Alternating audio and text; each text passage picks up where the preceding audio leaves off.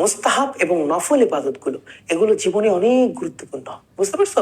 যেমন দেখো না তোমরা, একটা গাড়ির মধ্যে তো চারটা চাকা থাকে, গাড়ি কিন্তু ধুমায়া চলে, কিন্তু গাড়ির পিছনে একটা চাকা ঝুলাই রাখে। কেন ঝুলাই রাখে? কেন ঝুলাই রাখে? আমাদের ফরিদগঞ্জ হুজুরের সাথে এক জায়গায় গিয়েছিলাম, আমরা আসার পথে আমাদের গাড়ির চাকা পাংচার হয়ে গেছে।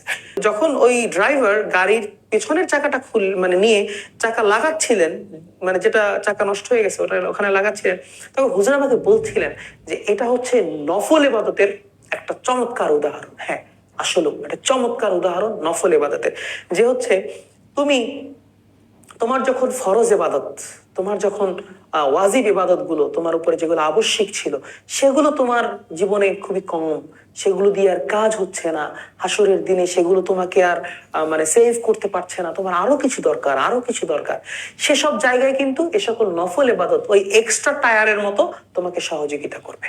বুঝতে পারছো বন্ধু? অতএব নফল ইবাদত কিন্তু বাড়ায় দিতে হবে।